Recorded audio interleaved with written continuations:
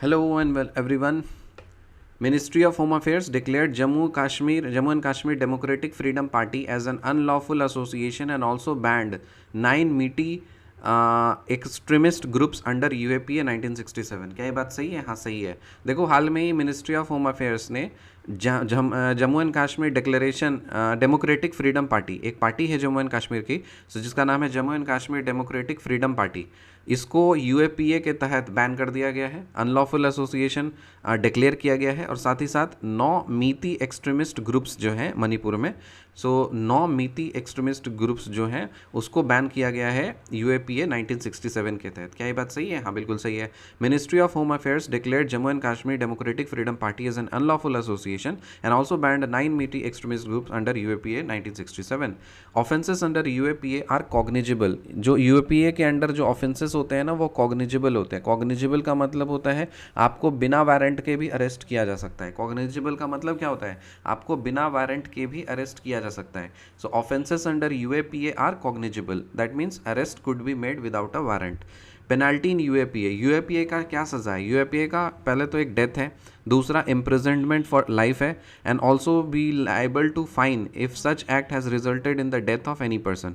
और अगर किसी आपके एक्ट से किसी का मौत अगर हो गया है तो आपको फाइन भी देना पड़ेगा। सो यूएपीए के अंदर क्या पेनल्टीज़ है? पहला तो डेथ है, सजाए मौत, फिर इम्प्रिजनमेंट ऑफ लाइफ भी है और साथ ही साथ liable to fine if such act has resulted in the death of any person. Through UAPA 1967, the center can declare any association unlawful through an official gazetted notification by specifying the grounds.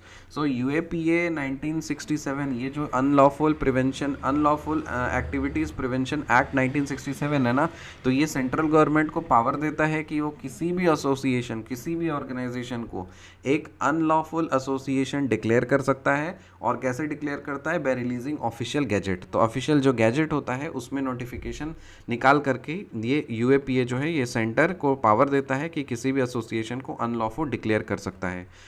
On the declaration of any association unlawful, the notification should be referred to tribunal within 30 days. तो जब कभी भी कोई भी association को unlawful association declare कर दिया जाता है ऑफिशियल नोटिफिकेशन के ऑफिशियल गैजेट्स के नोटिफिकेशन से, सो उसको 30 दिन के अंदर उसको ट्रिब्यूनल को रेफ़र करना होता है। सो 30 दिन के अंदर उसको ट्रिब्यूनल को रेफ़र करना पड़ता है। So Ministry of Home Affairs declared Jammu and Kashmir Democratic Freedom Party as an unlawful association and also banned 9 मीती extremist groups under UAPA 1967. True, offences under UAPA are cognizable, मतलब arrest could be made without a warrant. Penalty in UAPA क्या है? Death or imprisonment for life and also be liable to fine if such act has resulted in the death of any person. Through UAPA 1967, the center can declare any association unlawful through an official gazette notification by specifying the grounds. It's true. On the declaration of any association unlawful, the notification could be referred to tribunal within 30 days. मिलते हैं आपसे अगली video में, तब तक के लिए bye.